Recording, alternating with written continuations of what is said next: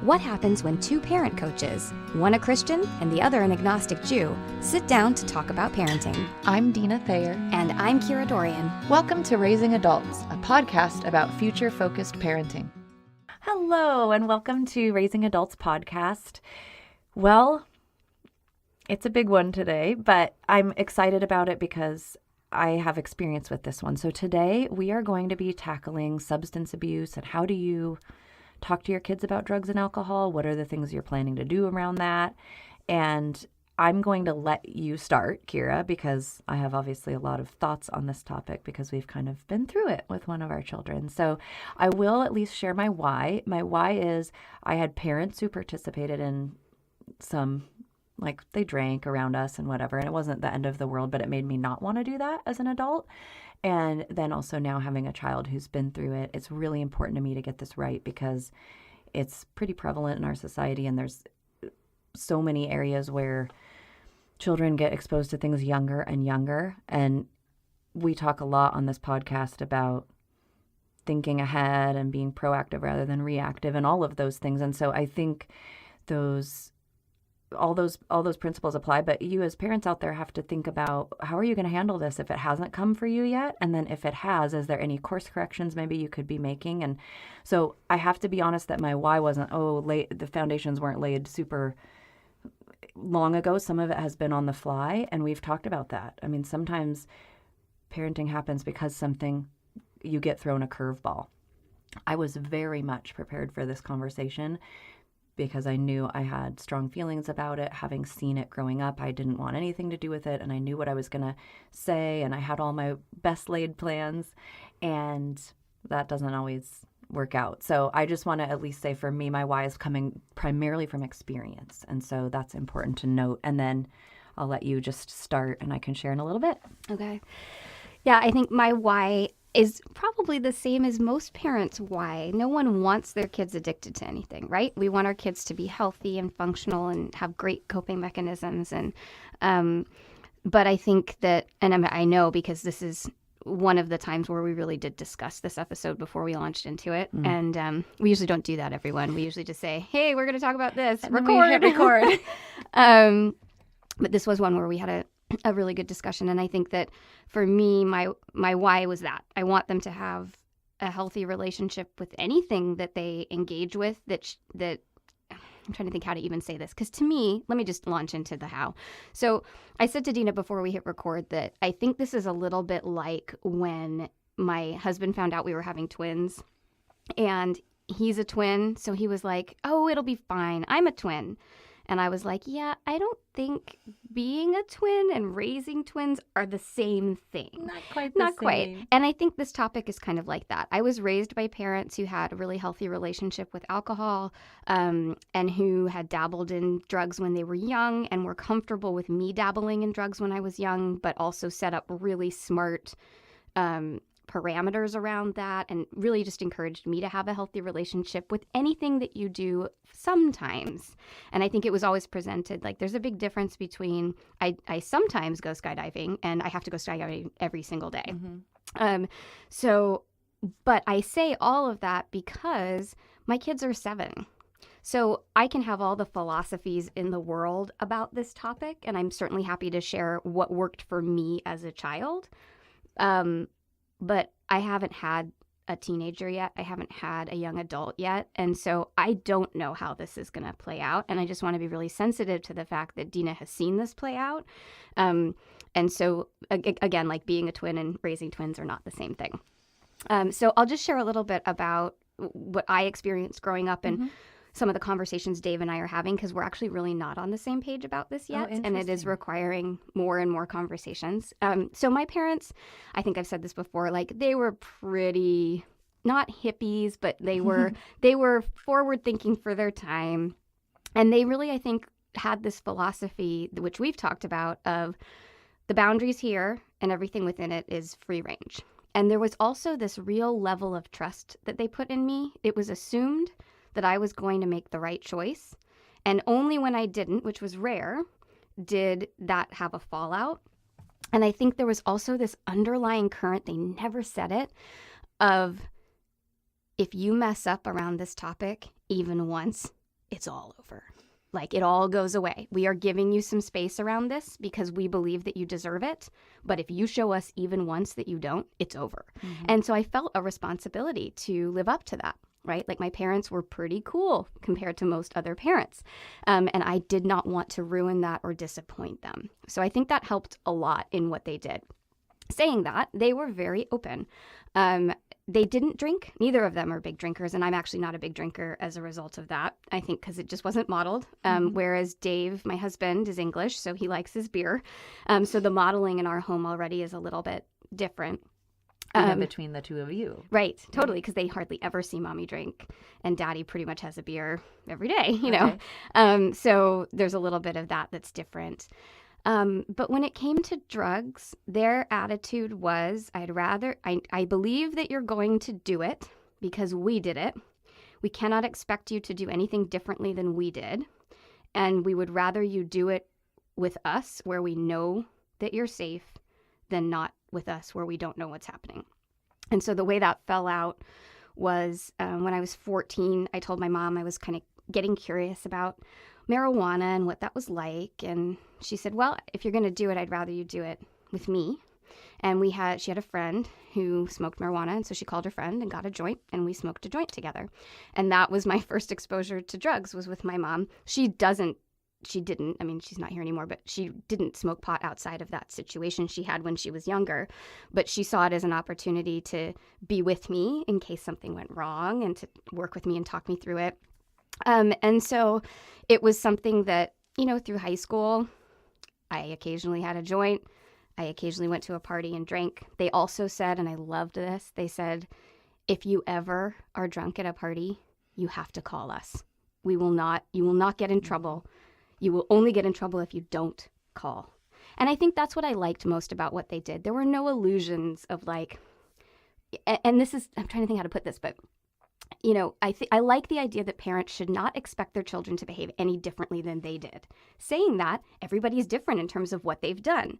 So for someone like you who saw anything related to substance and went, no, thank you, it's perfectly reasonable for you to expect that your kids are going to do, that you can't set an expectation for them to do differently than you. But for me, as someone who has done drugs in the past, I can't be like, you're never doing drugs, because who am I to say that, right? So I think that helped a lot. There was a little bit of like, you know, we're not idiots. We know this stuff happens. And the message was over and over and over again, we just want to know and be involved so that we can keep you safe. They also had a lot of conversations about the difference between a natural drug and a chemical drug.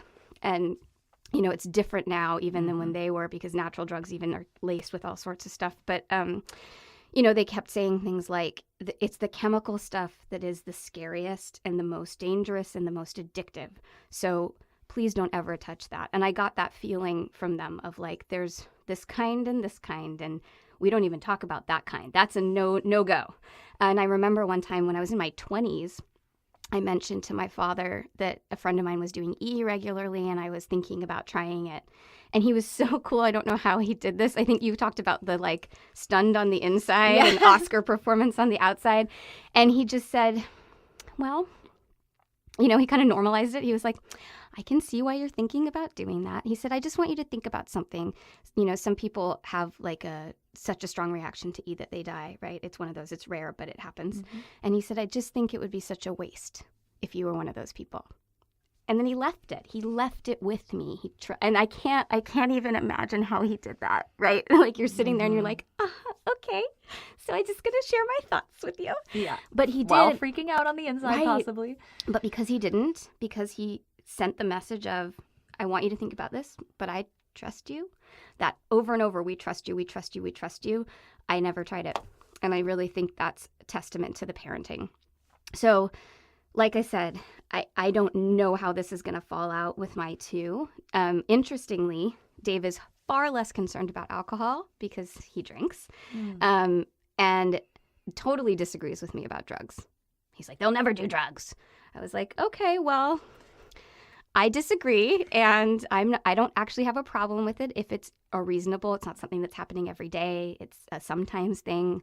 I don't have a problem with that. And so he and I are constantly having to look at this because it's not that far away, probably, unfortunately, even though they're 7. So all that is to say that, the way that my parents handled it worked really, really well for me. Or you. And the other smart thing they did, and I think, it comes down to what works for your family based on your expectations, your own experience, etc., and your kid. You've got to know your kid. For sure. But one of the things I think they did well, considering that they weren't a no-substance family, was the parties were at our house. And that's a huge risk that they took, I think, letting the parties be at our house. But their attitude was, we want to know you're safe. So we're going to have it here. And we're going to take keys. And they just were able to put some really smart, I think their attitude was, it's going to happen whether we know about it or not. We'd rather know about it, take keys, and keep everyone safe. And so I think that worked really well for them and for me. Now, if I was a different kid, who knows? So again, I come back to, I haven't raised my kids through this yet, so I can only speak to what worked for me and what I would hope to emulate for them. Does that make sense? It does.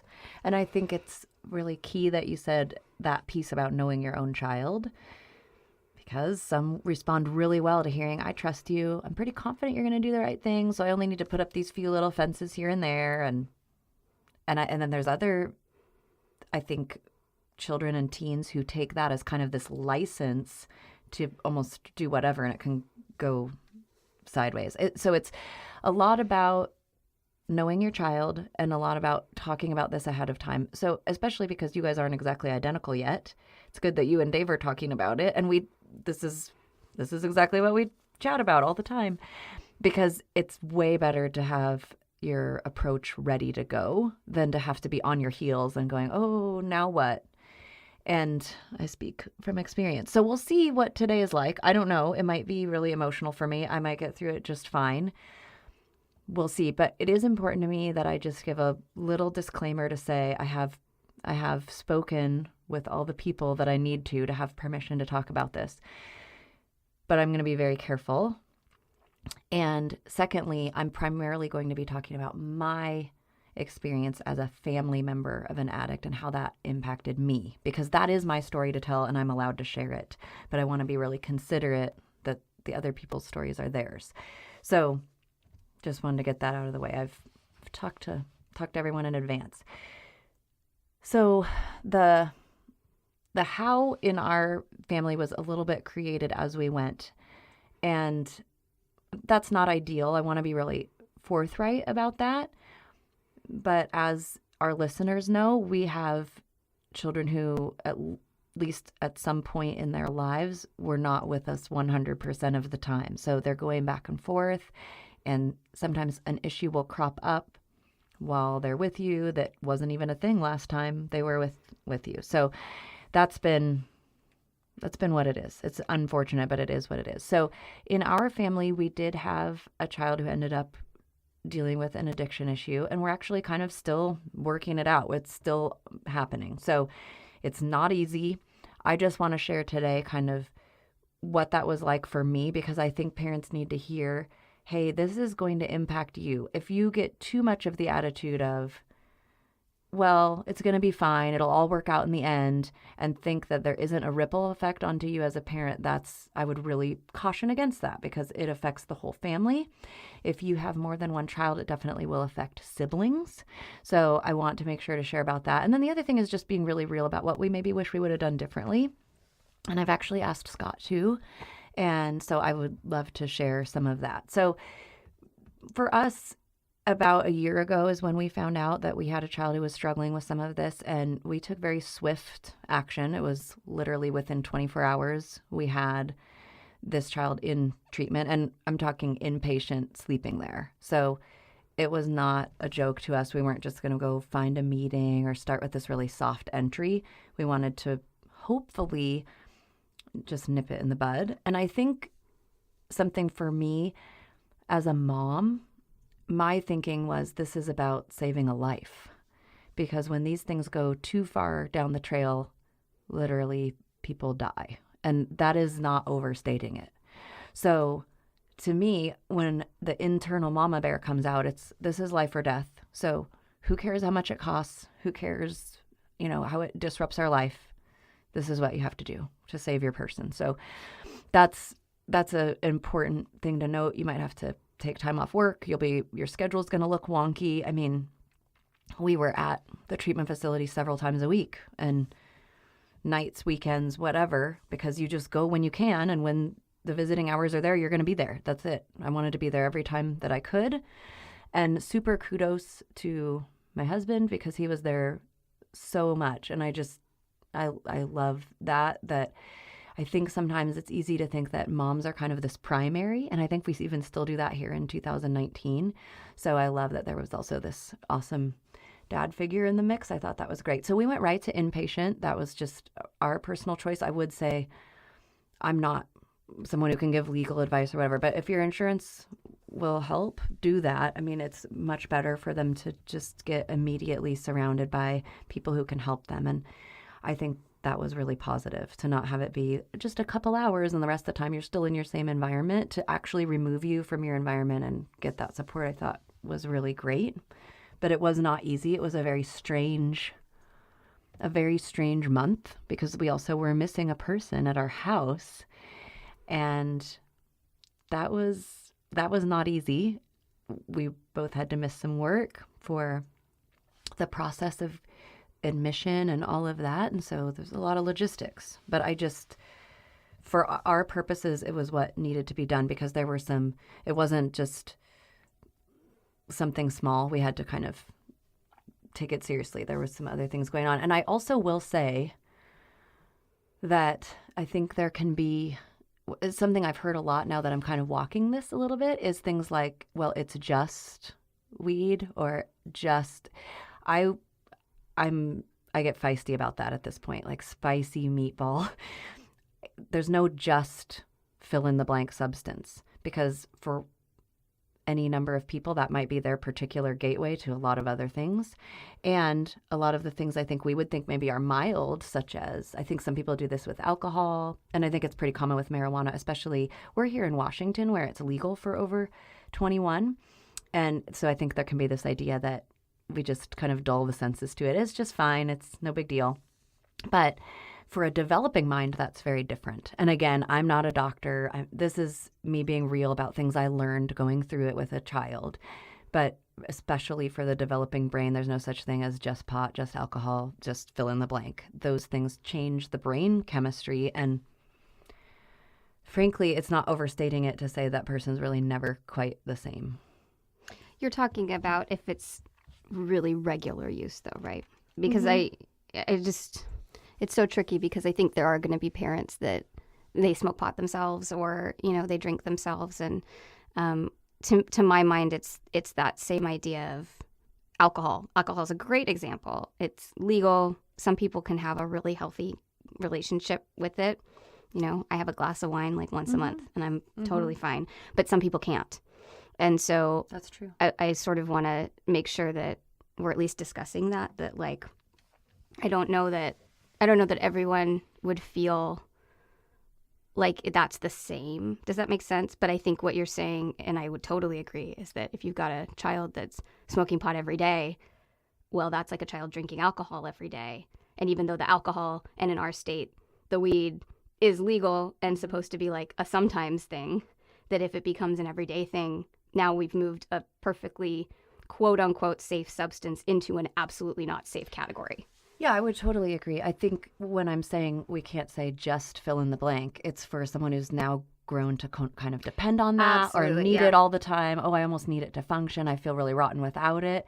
Then we don't get to say just whatever. Yeah. Someone who has a glass of wine with dinner, I don't even have an issue with that, even after having gone through this, because I really recognize that people can have a healthy relationship with alcohol and maybe even with other drugs, but I don't think we get to say just whatever when it's become to that level, because it really changes things in those growing brains. They're changing and developing all the time, Absolutely. Until you're adults. So yes, that's an important distinction to make. And I think it's just an easy kind of excuse people fall on, oh yeah, I'm doing it all the time, but it's just whatever. Right. Yeah. Absolutely. Yeah. So that was what we did initially, and I'm not sorry about it. I don't make apologies for it. I think it was great and it was right. some of the things I think now that we look back that we wish had been different and we would have probably even done different, I think is asked a lot more questions and probably sooner. And I'm speaking for myself here. I tend to be, between Scott and I'm the more suspicious parent. And so I'm already kind of like, I just don't know if I believe that. And I'm going to be honest, I kind of secretly love that about myself because very few things get by me. And I love when I hear about your parents and that they were, basically sending the message, we trust you, you're going to do the right thing. And I work to get there. So basically the way I have parented is you show me over time that I can trust you, and then you get to have that. I'm going to actually, I probably almost too much, and I'll admit this about myself, is that I probably err too much on the, I'm going to assume you're not going to do the right thing.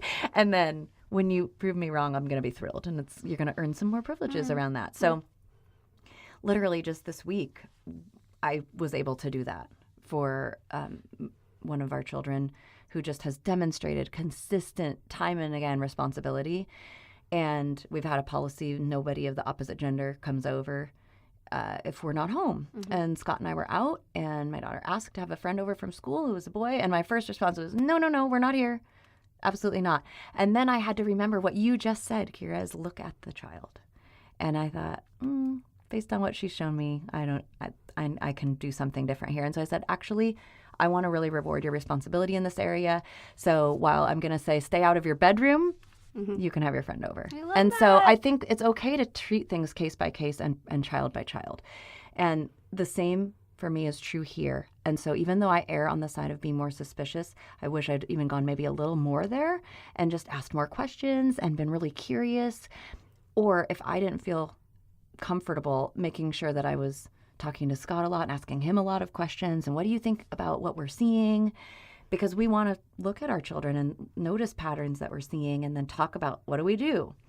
And I think that's, I don't know, maybe every parent has some area where they kind of look back and go, I could have done a little better there. But that certainly was one for me. I could have just had more questions. And even I think the message that questions send is not always accusatory. It's, I want to invest in you. I'm interested in what's going on. Yeah, I want to understand. Yeah. So that's something for me. And then for Scott, because I mentioned I asked him to. And so I suppose for him, this will out a little bit, but not in any bad way. But he really wishes that he had kind of fought harder to have his children with us full time. And so I think that's going to be just a unfortunate regret for him. We now have 2 of them full time, but I think he's looking back and saying, oh, if there'd been a little bit earlier intervention or they'd had the stability of being in our home 100% of the time a little bit before this, we don't know. Would it have even been different? But it's hard that he has that, well, what if, that wondering. And so he was really honest with me when I chatted with him about this episode that, yeah, I would say that's something I just kind of wish I'd gone to bat a little bit more and a little bit sooner to just have that influence and that access all the time, not just every other weekend or what have you. So, I mean, woulda, coulda, shoulda. This is real life. But here's what I'll say now, because I've now had some experience with this.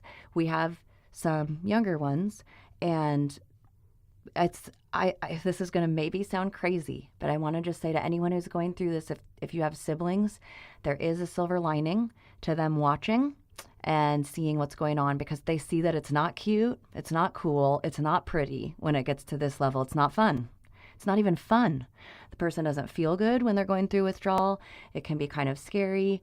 I know that for us as parents, it was really hard. Our particular child was the youngest person at this treatment facility, and I know I was thinking, well, are they scared? Are they feeling lonely? Like, that was just really hard. Are they feeling lonely?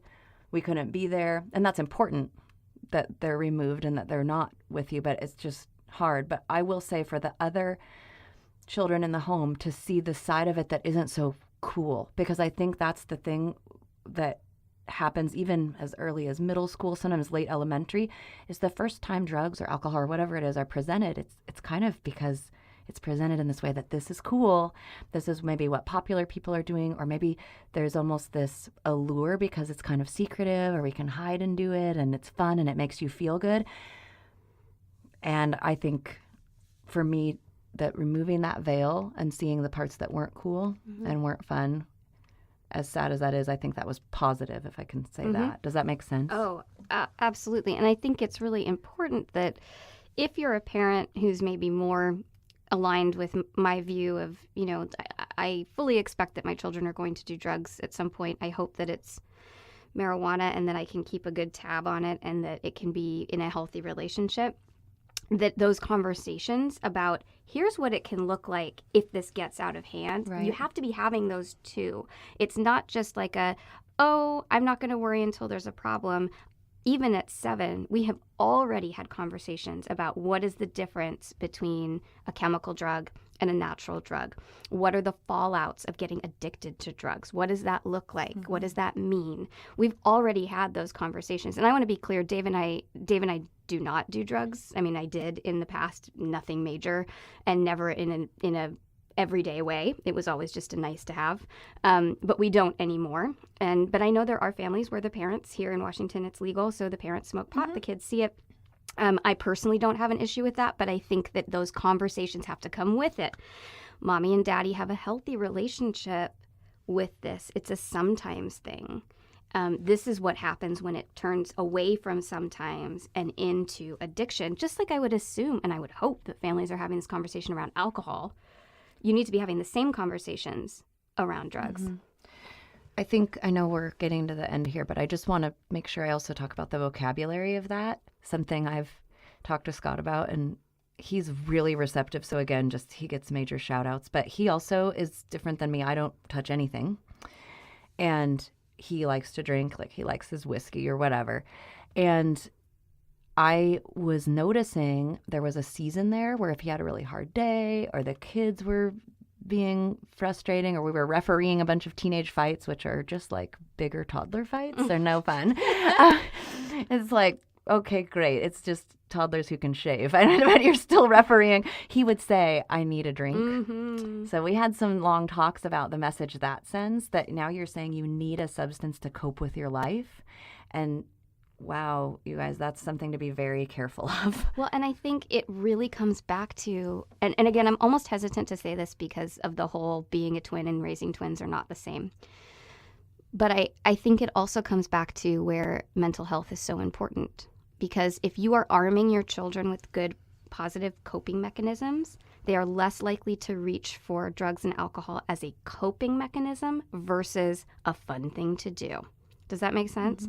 And so again, I won't know until my kids are grown whether that theory pans out, but I like to hold on to that idea that as a parent, if you're employing, here's a positive coping mechanism, let's go for a run, let's sing some songs, let's take some deep breaths, that they're going to be less likely. And I think we talked about this before we hit record, but I want to make sure we talk about it now.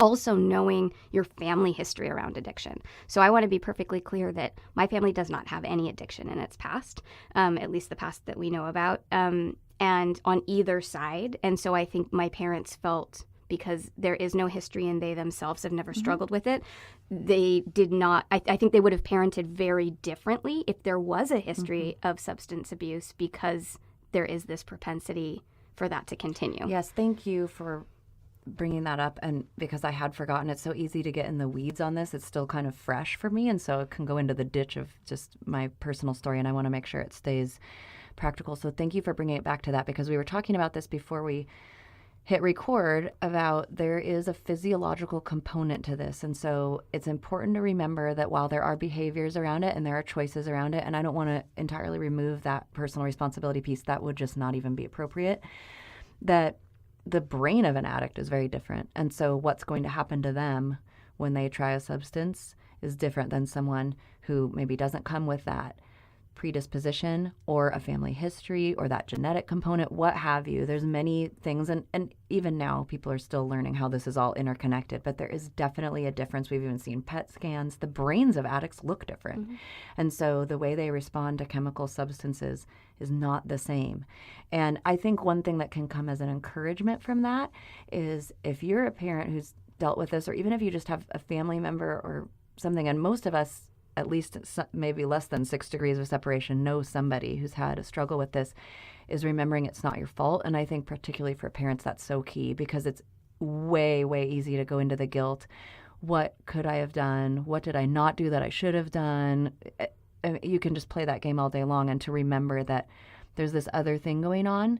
There's some context here with even just how this child is wired that isn't about how you parented. You could have done something different all day long, and this could have still been the outcome, and it's just important to remember. Well, and I also think that if you are someone who personally has a history of addiction or has family members or it runs in the family, that it also changes the conversations you need to be having around this. So a similar example, my mom died from ovarian cancer and has this, this mutated gene. The conversations I will have with Rhiannon about needing to stay on top of her female health are going to be totally different than probably the conversations you had with Sienna. Based on our family history, she's going to have to be so much more on it. She's going to have to make some early decisions. And that's just because of our family history. So this is the same thing. If you have this history, the way you talk about drugs and alcohol is going to be really important so that they understand this changes the conversations I have to have with you. Oh, it absolutely does. And we've even done that with the siblings and said, you need to know that because there's this in your family now, it's probably not going to be a great idea for you either, and to at least take that into consideration. Of course, like you said, we're not with them 24/7, especially at these ages. They're going to be away from us, and they may make decisions that we aren't a fan of or that we don't approve of or what have you. But for them to be armed with the knowledge of, hey, this exists, and it might affect what you think about as you encounter these things. So it's really important. I have a funny story before we close. So we were talking about this the other day, the kids and I in the car, and Reese said to me, "Mommy, how does marijuana make you feel? Like, what does it feel like?" And I said, "Well, it can feel a couple different ways." I said, for some people, it helps them feel really, really, really relaxed. I said, for some people, it makes them laugh, like they can't stop laughing. Everything's funny. And he said, "Oh, well, I'll never need to try that because I already think everything's funny." I said, "Awesome." That's great. I love it. Oh, well, and that's actually a fair conversation, because one of the things that I know that I've talked about even before I met Scott with my two biological kids, with Sienna and Mark, was if you are looking to this, it's worth asking why. Why are you thinking you need to do something to feel better? So we've been talking about that since they were small, and about being just excited enough about life and finding joy and the difference between happiness and joy, which I hope we get to talk about someday. But those are good things to talk about. So it's actually a great segue, because instead of a quote, I just wanted to give a thought, and it's kind of one more little practical piece too, that as you're raising young adults, and even starting in early grade school, which is where you're at, and this is what we're all about at Raising Adults anyway, but is looking at, is our help actually help, or is it moved over into enabling? And I know that for Scott and I, there are areas where we would have to say it leaked over into enabling, and that maybe we can step back in all areas of parenting, but certainly around substances, and make sure that we're setting them up to have healthy relationships with these things if they're going to do it, but also to be armed with the information, and that we don't end up inadvertently helping them along to become crippled by something like this and just letting it sit there. That's really key. And I think it's an easy thing to unfortunately slip into. Even the most well-meaning parents will sometimes find that some of the things they were doing might have been aiding and abetting the addiction. So that's a generic parenting question, though. It's not just about this topic. Think about that. Is your help actually helping? I think about it with something as simple as sometimes kids will forget their lunch. Are you the parent who drives home and brings it? Or are you the parent that's like, well, you're going to be a little bit hungry today, but you know they're not going to starve if they don't eat again until dinner, and they might even have a friend who offers them something. It's interesting the way that our help is sometimes not helpful. Yeah. I see you have comments. I do, because this actually happened with one of my children, where they were forgetting their backpack every day. Oh. And so this was not just not every once day, in a but while. Twice a week. And I was driving it to school. And so after the third time it happened, I said, "I'm going to do this one more time. And after that, you're going to have to go to school without your backpack. And the lunch is in the backpack." And it happened one more time. And then it happened again. And so I messaged the teacher and I explained this was the setup, and I'm all about natural consequences. And so can you just be extra loving to this child today, because they're probably going to have a hard time. And this child came home in tears. I was so embarrassed. I was so hungry. And I said, I'm so sorry. That hurts my heart to know that you felt that way. But I told you, you have to be responsible for your things. It's not my job. And this child never did it again. Isn't that fascinating? It's so true how that works. Mark once was, when he was younger, really struggled to get ready in time. And he had to go to school in his pajamas. And guess how many times that happened, Kira? Once. Yep. He didn't get to do calendar because he wasn't dressed for school. And that was a real bummer. I had no problem getting him dressed after that. Yeah, and I think it comes back to what you said, that we want to come at it with love. We want to come at it with the belief that they're going to solve it and that we can be a part of that. And then we also have to recognize at what point are we preventing solving the problem because of our love for them. That's right. No, that's exactly it. And so you can pour all the time and resources and energy into it that you want, but you want to make sure it's going in a good direction. Like, let's put resources toward treatment. Let's put resources toward getting you in a group. Let's put resources to making sure we have a really safe house, or we keep, like, for instance, we have a dry house. So there's no alcohol in our house at all.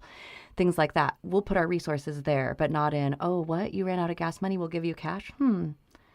Maybe we don't want to give cash to someone who's had a problem with addiction, or some, thinking about those kind of things, letting the help be help, not enablement. Yeah. Huge. I love it.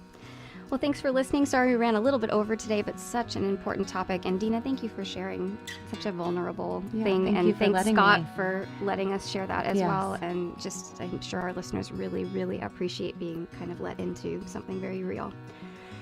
So if you have questions for Deana or opinions for me, feel free to write in info@futurefocusedparenting.com. And don't forget to like us on Facebook, Instagram, @RaisingAdults or @FutureFocusedParenting. And of course, please, please, please, reviews and ratings. We really, really appreciate them. Raising Adults is produced by Kira Dorian and Deana Thayer and recorded in my laundry room. Music by Seattle band Hannah Lee. Thanks for listening.